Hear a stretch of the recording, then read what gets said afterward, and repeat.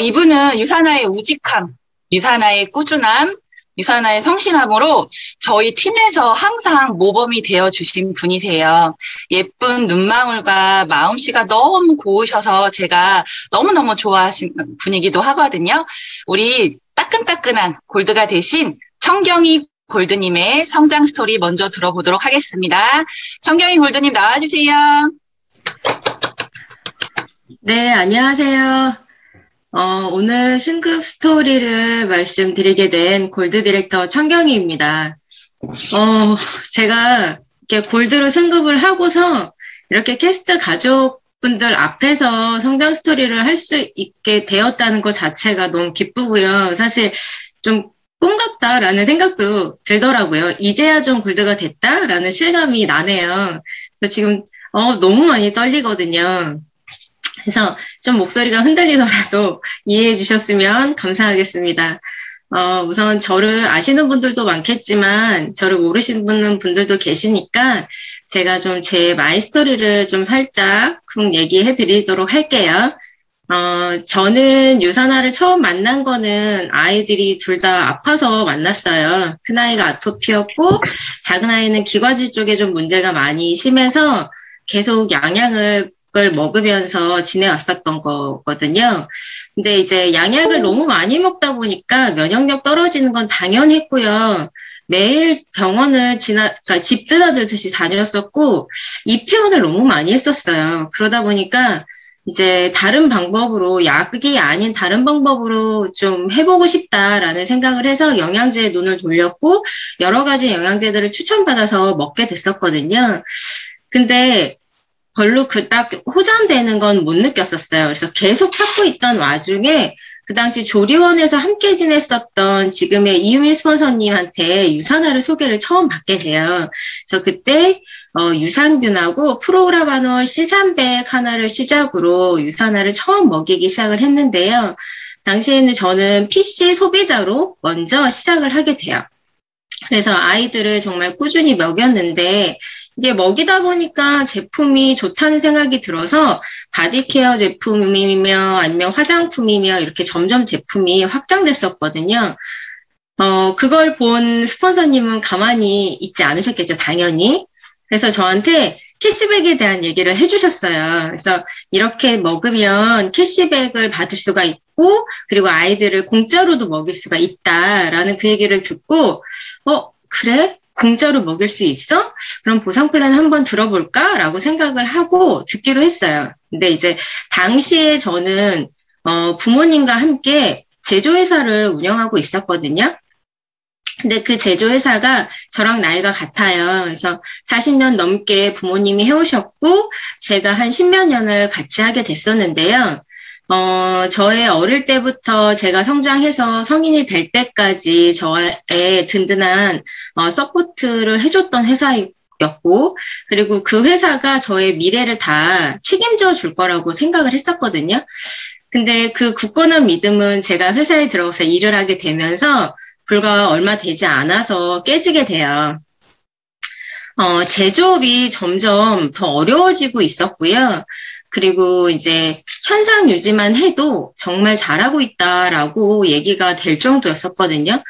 인건비는 계속 올라갔고 중국의 원자재는 점점 높아져 갔고 그러니까 하루하루가 정말 살얼음판을 걷는 것처럼 버티고 있었어요.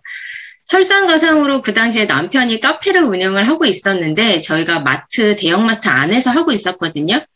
근데 그 대형마트가 이제 리뉴얼을 한다는 이유로 저희한테 투자가 아니면 나가라라고 이제 아예 그냥 얘기를 하더라고요. 그래서 어쩔 수 없이 문을 닫게 돼요. 그러다 보니까 회사도 조금 불안했는데 경제적으로 더 불안한 상황이 되는 거죠.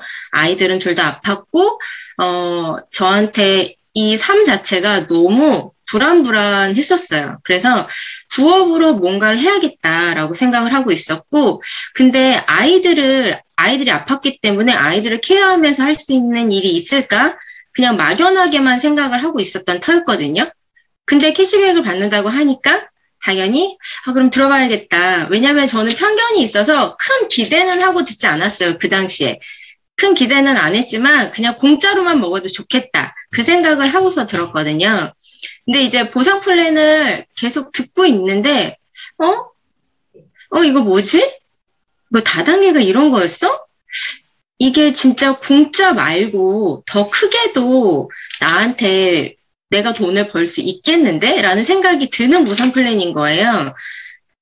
제가 정말 찾고 있었던 그런 형태였었기 때문에 이게 진짜 하늘에서 내려오는 금동아줄 같은 느낌이 들었어요. 그때는. 근데 이제 티는 안 내려고 되게 표정 관리를 무뚝뚝하게 좀 하고 있었거든요. 근데 가슴 안에서는 너무 뜨겁게 이거 정말 대박이다라는 생각이 들었었어요.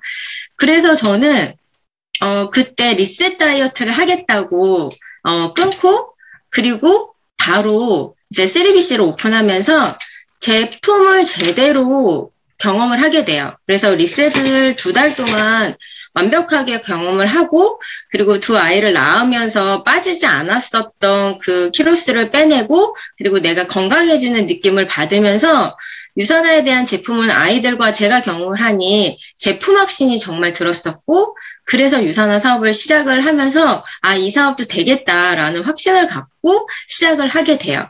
그렇게 저는 유산화를 시작을 하게 됐고요. 제가 이번에 이 성장 스토리를 해달라고 하셨을 때 사실은 이렇게 포부를 갖고 시작한 유산화지만 제가 굉장히 묵은지예요. 되게 오랫동안 느리게 성장을 했었던 사람으로서 내가 어떻게 리더님들한테 성장하는 얘기를 해드릴까 그 부분을 되게 고민을 많이 하게 됐고 좀 돌아보게 됐어요. 근데 생각해보니까 자꾸 단점만 떠오르는 거예요. 못했었던 부분만 계속 떠오르더라고요. 그래서 좀 긍정적으로 생각을 해보자. 좋은 게 뭐가 있었지? 그래도 내가 여기까지 왔다고 한다면 분명히 잘한 게 있을 텐데 그게 뭘까라고 생각을 계속 하게 됐어요. 그래서 꾸역꾸역 찾아내기는 했어요. 이 일이 사실은 누구나 다 그러시겠지만 누구나 다 이 일을 할 거라고 생각을 하고 시작하지는 않으셨을 거고 그리고 쉽다고는 생각하지 않으셨을 거고 지금도 그러실 거라고 생각을 해요. 그래서 저도 참 많이 쉽지 않다라는 생각을 해오면서 이 일을 해왔었기 때문에 이렇게 느리게 간 것 자체도 제가 잘 못해서 그래서 느렸고 그리고 그 느림이 조금 창피하다라고 생각할 때도 있었거든요. 근데 반면 반드시 누군가한테는 내가 비전이 되지 않을까? 포기하지 않았기 때문에 여기까지 올 수 있었던 게 아닐까? 그래서 살짝쿵 생각을 해보게 됐고요. 제가 이렇게 느리게 성장할 수 있었던 이유를 찾아본 것 중에 그 첫 번째가 뭐냐면 저는 정말 제품을 애용했어요. 지금도 그렇지만 그 당시 처음 시작할 때도 저는 간절해서 아이들을 먹이기 시작을 했었기 때문에 이 아픈 아이들한테서 어떻게 하면 양약을 먹이지 않을까라는 그 생각으로 먹이기 시작을 했었거든요. 어느 정도였냐면 저희 친정엄마가 아이들한테서 약 냄새가 나니까 그만 좀 먹이라고 핀잔을 줄 정도로 저는 아침, 점심, 저녁을 정말 열심히 갈아서 먹였어요. 그러니까 이게 저한테는 마지막 도구였었던 것 같아요. 그렇게 아이들을 먹이는 것만으로도 저는 200포인트 정도를 거뜬히 유지를 하고 있었거든요. 그리고 제가 사업을 하겠다고 시작을 했으니 저도 전 제품을 경험을 해봐야 되겠죠. 그래서 리셋을 시작으로 화장품까지 모든 것들을 다 경험을 하면서 예전에 권 스폰서님께서 그런 말씀을 해주셨어요. 제가 그때 되게 힘든 상황이었을 때 이제 저한테 해주신 얘기는 아니고 강의 안에서 그럼 이 사업을 안 하시면 유산화 제품도 안 먹을 거냐? 이 사업을 떠나서 유산화 제품을 먹을 거냐 안 먹을 거냐를 생각해 보라고 하셨었거든요. 저도 제품을 먹어야겠더라고요. 이걸 안 하더라도. 그렇다고 하면 유산화가 되든 사업이든 안 되든 사업이든 제가 이걸 그만둘 이유가 없는 거예요. 그래서 제품 애용을 하면서 저는 유산화를 꼭 가져가자. 늦으면 어때? 어쨌든 나는 계속 평생 죽을 때까지 먹을 건데 라고 생각을 했었어요. 그래서 제가 정말 잘했었던 건 제품의 애용이 아닌가 생각이 들고요. 두 번째는 시스템을 100% 참여했어요. 그러니까 물론 딱 100%는 아니지만 제가 유산화를 시작할 당시에 저는 회사가 상황이 별로 안 좋았었고 그리고 경제적인 상황이 점점 어려워지고 있었고 그리고 또 아이들도 둘 다 아팠었기 때문에 저도 심적으로 굉장히 많이 피폐해져 있었거든요. 그러다 보니까 저한테 마음의 병이 생기더라고요. 그래서 우울증 약을 먹으면서 혼자 버텨내야만 했던 시간이 있었어요. 그래서 그런 시간을 저는 시스템을 통해서 조금 해결했었던 것 같아요. 그래서 저한테 시스템은 좀 숨통을 틔워주는 숨구멍 같은 그런 존재였거든요.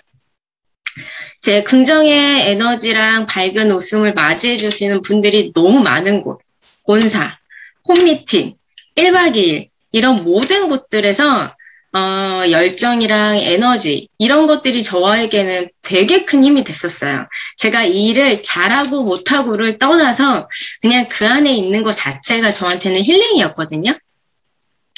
그래서 제가 살기 위해서 사실은 악착같이 모든 시스템에 참여하게 돼요.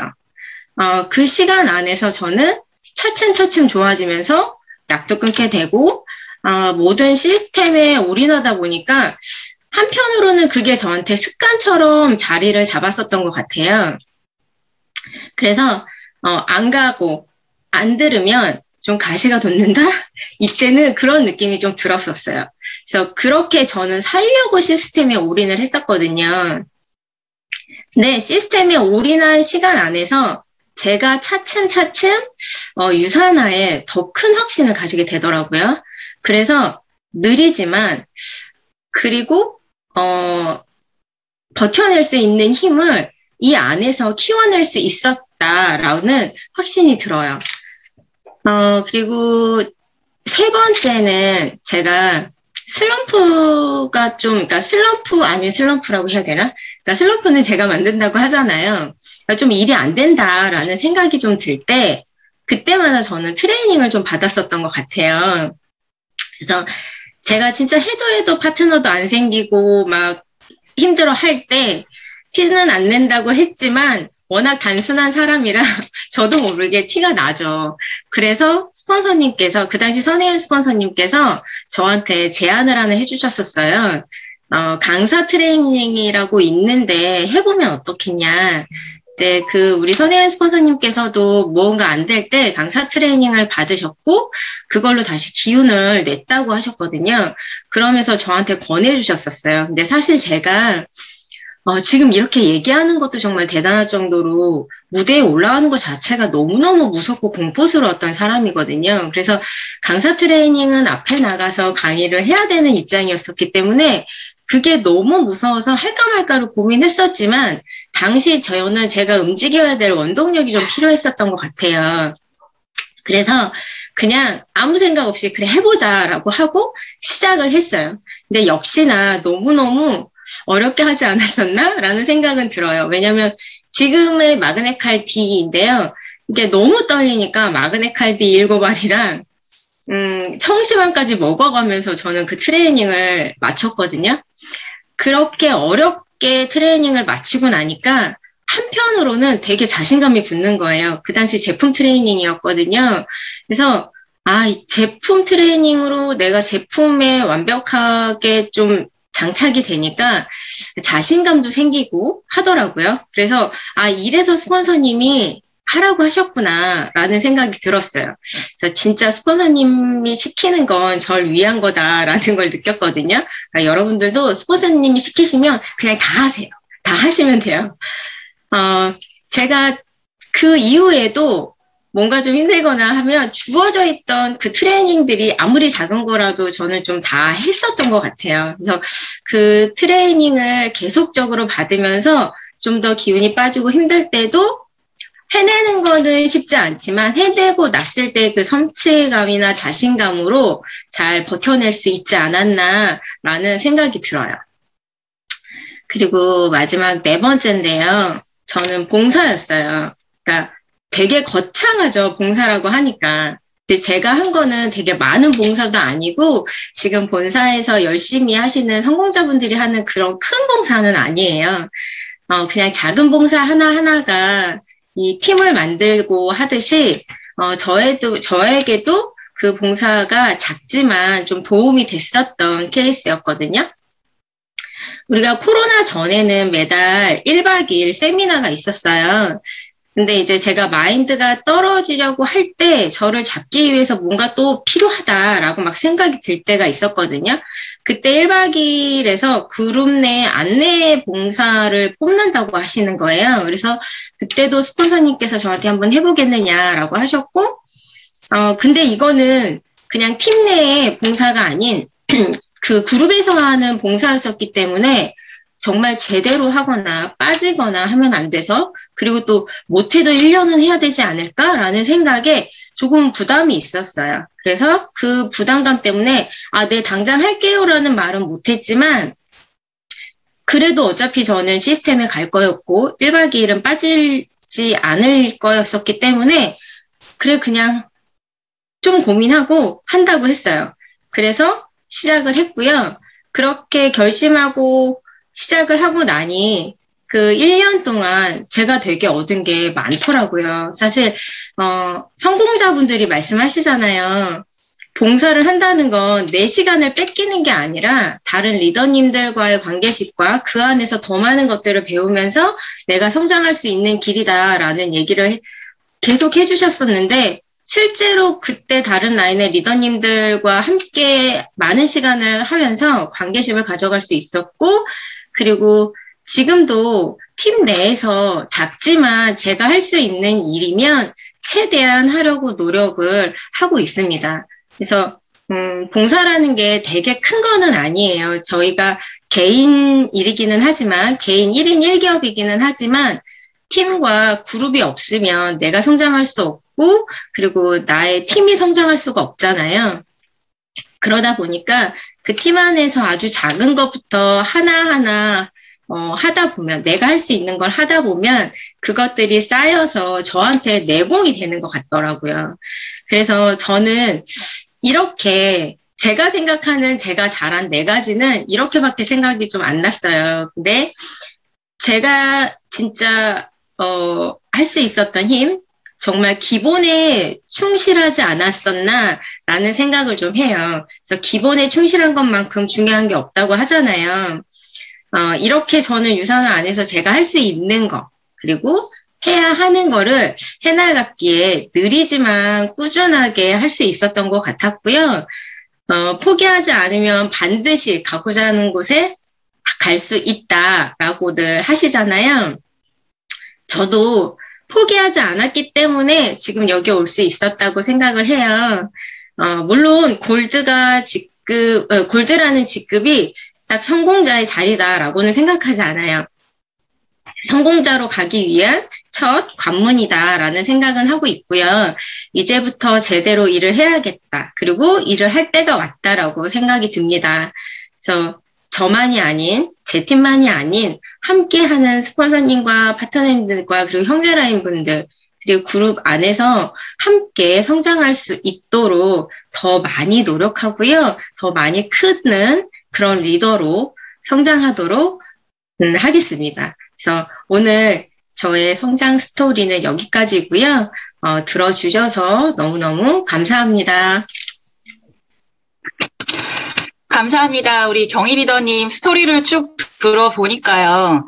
어려움과 긴 시간 속에서도 기본에 충실히 하시고 포기하지 않고 해오신 거가 너무 와닿습니다. 같은 묵은지로서 제가 그 시간을 함께 했고 함께 해오신 걸 봤기 때문에 지금 이 자리에 계신다고 생각이 듭니다. 제가 깜짝 질문 하나 드려도 될까요? 경희 골드님. 골드가 네. 되고 나서 이게 제일 좋다 하는 거 한 가지 있으시면 조금 말씀해 주시겠어요? 제일 좋은 거요. 네. 어디 가나 너무너무 크게 환영해 주세요. 맞아요. 계속 축하해 주시고요. 이 축하가 정말 제가 지금 골든에지 2달이 된 것 같은데, 근데도 계속 축하는 이루어지고 있고, 그 많은 축하들 안에 같은 분들이 정말 진심으로 저한테 축하를 해주신다는 게 너무 감동이었어요.